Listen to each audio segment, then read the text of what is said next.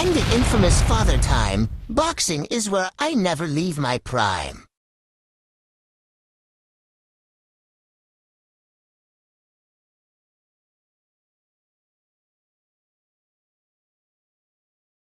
You are now entering the world of Father Time.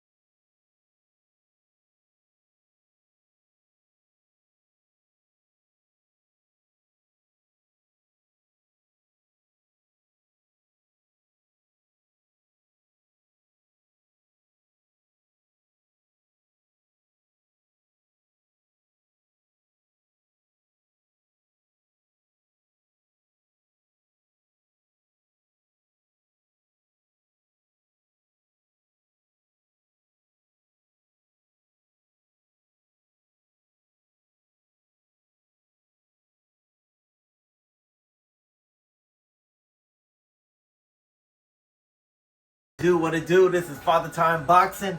Father Time himself right here. I'm sitting here with the infamous Young Plug in the house. We got him straight from Texas.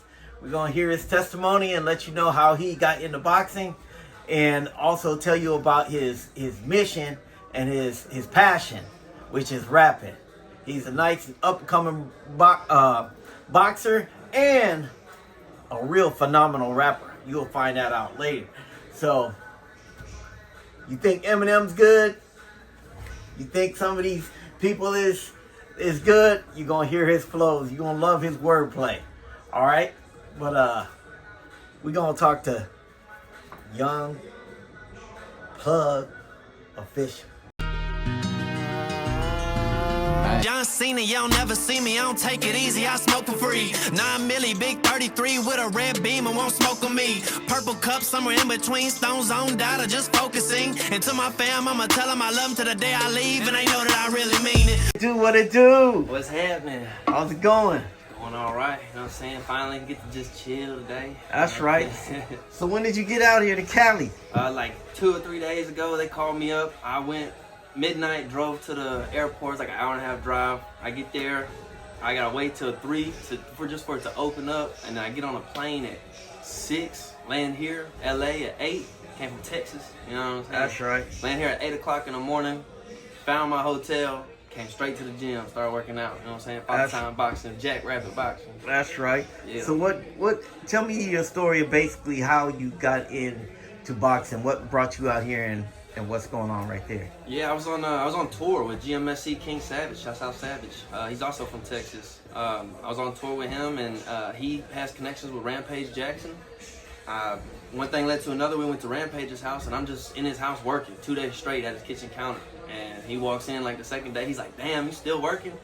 And I'm like, "Yeah." So he started asking me about what I'm working on, whatever. And then we talked for like an hour, and I just asked him, like, "You think you can get me a fight?" He made a phone call right there, got me a fight, and then flew me out here to Cali to learn how to fight.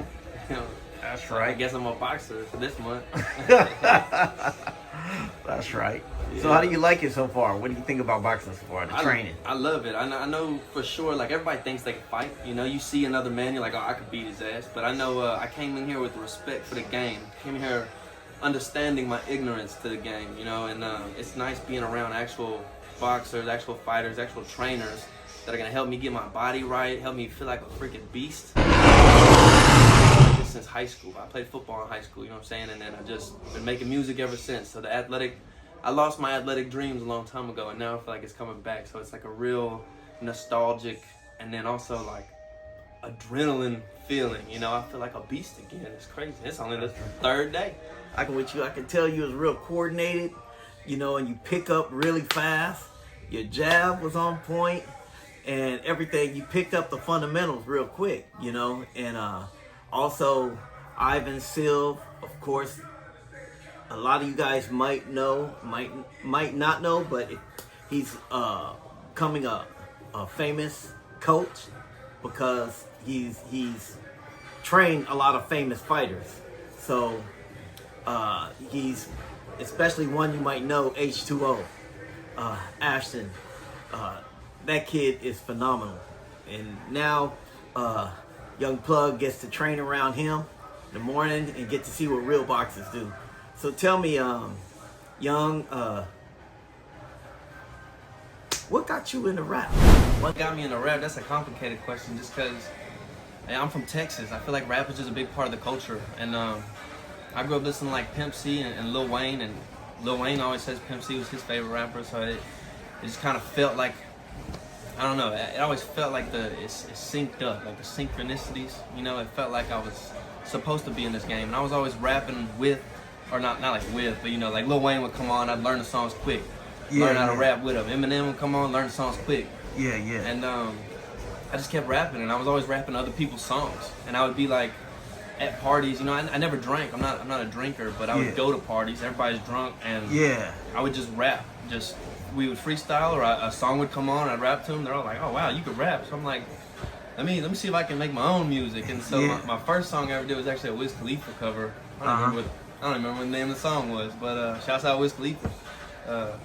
But I figured out quickly that I was really good at remembering things. Lyrics like that. Especially like I'd hear a song 3 times and I would already know how to at least rap some of it. And and I would just pay attention to all these cases and like what made music so important. And then I kind of had like a hard upbringing. Like my city is just, it's very hard to survive there. Tell me about your city. Like, tell me what's in order to give them a little identity about what your background is and where some of this substance comes from in your raps and stuff. Talk about your background a little bit and what surroundings is. Yeah. You can keep it 100. I'm not gonna lie, I don't like talking about too much of that because I'm a crybaby. I mean, it is what it is. Like, I get real emotional real quick, and you know, I don't know. Something must touch home. Yeah. And something must touch home. Must be some people close to you or something like that. Some things happen to I got my parents. That's all I got. I don't have no family, but I have my parents, and I think that's the best thing. Everybody I know, no disrespect to them, but they only have one parent. Maybe they don't have any parents. Yeah. You know, I don't have any grandparents. I don't have any cousins, uncles, none of that. Yeah. But I mean, I do, but you know, but I got my parents, and one thing that they taught me is just work hard. You know, they never had anything. No disrespect to them. I'm not saying they're, you know, whatever, but it's just really hard to survive where we're from, and they never really had nothing. So I grew up without anything, but they would always make sure I ate, you know, make sure I had somewhere to sleep, and that's respectful. And I just learned that you just gotta keep working. It doesn't matter. Nobody's gonna give you shit. You just gotta just keep working hard. Whatever mission, whatever job comes up, you gotta just do it. Even if it's not your job, you know. Like again, no disrespect, but I was on tour with some people, and you know, say somebody needs to take a nap or whatever. Like, I will do his job. You know, if the driver gets drunk, I'm the driver. If the cameraman needs to go to sleep, I'm the cameraman. You know, so I keep learning these things. I'm learning all these different crafts, and you know, like that saying, like whatever, like master of none, whatever that, however that saying goes. Jack of all trades. Jack of all trades, master of none. Yeah, like Yeah. I do feel like that is what I am. I feel like I've never been great at anything, but I'm good at everything. And so I picked rap to specialize in. Yes. Because, you know, just to put it bluntly, I feel like rap saved my life. Listening to Lil Wayne, usually I'm wearing Lil Wayne hoodie. Yeah. I'm wearing a Plug hoodie today. Yeah, but that's right. Shouts out Lil Wayne. But How'd you get that name?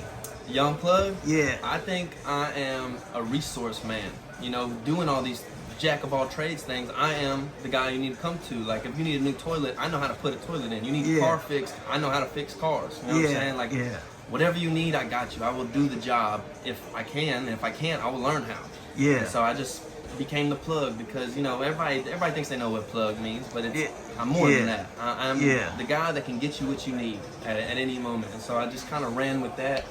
And I put the official on the end of it because there's a couple young plugs out there, you know. So to find me, you got to put Young Plug official, all one word. Yeah. But, that's what I am. yeah. They call me the Plug because I know how to do a lot of things. I'm always the one with the car. I'm always the one who knows how to fix cars, construction, all that. So everybody's always blowing my phone up. Yeah. I know exactly what you're talking about. Yeah, I did a little bit of dirt back in the day, and when I was 15, I bought my own truck. You know what I'm saying? And since then, I've always had a car. And I was usually the only one with the car. So I was always driving. A lot of my friends had some extracurricular activities, and I learned that they're spending money on all this. I might as well get paid if I'm gonna be around them. So I was the one giving them the extracurriculars, you know, and it just kind of stemmed from there, and then it grew from there. I didn't want to just put myself in a box because in my city, that's all you do. You're either doing drugs or you're selling drugs, or like I always say like when I was on tour, I met a lot of people that ran businesses, and they're all chasing something and doing something. In my city, if you're doing something, somebody's gonna come try and take it from you. You know, they don't want to work for the shit. Shouts out my city for all the bums out there. And I just figured out like you had to go get it, and music is the perfect art form that you have to just go get it because there's nothing. You start out with literally nothing, and then you have to put sounds together and build an instrumental, and then put words over it, and you have to talk about your life and make it to where it's relatable to somebody else. You have to create something from nothing and sell it to somebody else, and it's very, very hard to do. It's the hardest shit I've ever done. And I like that. I like hard, you know, I like challenges. I like to see if I can do it. Like I went on tour with nothing. No promises of anything, and I made it happen. I did everybody's job, and I made it happen. You know, I fly out to LA. I don't know if I could box or not. I've never been in the ring before. Yeah. And now I'm gonna make it happen. You know, and that's right. I feel like that every sector of my life has taught me that I don't know what I'm doing, but I have to do it. So I figure it out, and then I just get it done. That's right. And you know, there's like a certain level of pride and ego that comes with it. But at the same time, it's like I'm so conflicted in that because there'll be days where I feel like I'm untouchable. Like you really can't tell me nothing. I did all of this myself. And then there's times where it's like, what is all this? You know, I'm still living in Port Arthur. You know what I'm saying? Like I still, my parents are still working. You know what I'm saying? Like that's, you know what I'm saying? That's the type of shit that gets me emotional because like. Because you want to do so much more for them. Like to help them out. As a son, your job is to replace them. And that's like a really fucked up or messed up reality. You know, you have to feeling when you feel like that you're not helping or contributing to them like the way you want to. There's no reason my parents should still be working. I like, and you can't help but compare yourself to other people. I know plenty of people that have big money and big dreams, and I can't help just the human in me because I don't want to be a hater or nothing. But I can't help but watch other people just be given opportunities while I'm working my ass off and nobody's giving me an opportunity. And then, shouts out Donnie, my friend Donnie back home. He knew Savage and he sponsored Savage's tour, and the one stipulation was that I come with him. So that was my first opportunity that somebody gave me. And then one thing led to another. I kept working. Met Rampage. Rampage saw how hard I worked. Gave me a fight. Now I'm meeting Father Time. You know what I'm saying? Father Time sees how hard I work, and he's putting me through it to where it's like, yeah, you're gonna work. Because now I'm representing y'all. You know, I can't just go in there and get my ass beat. I'm representing Rampage. You can't just go and lose. I really have to make something happen. People are counting on me, and now I have a whole city that's like finally supporting. Not really. They're kind of like bandwagoning, you know. Like now that it looks like I have a little bit of motion, they're like, I always believed in you. And you know, there's one side of it. It's like forget y'all. You know, like you were never there. But then another side, it's like finally, you know, like I feel like it's finally starting to happen, and this is only the beginning. And I do appreciate coming from nothing, because I feel like it just teaches you to appreciate everything that I get. You know, when I get it myself, or like maybe like my parents work for something, or Rampage gives me something, or Father Time's teaching me something. Like this stuff is really the future of this nation. And when you come in here, like you did last time, and make a statement about, oh, this is my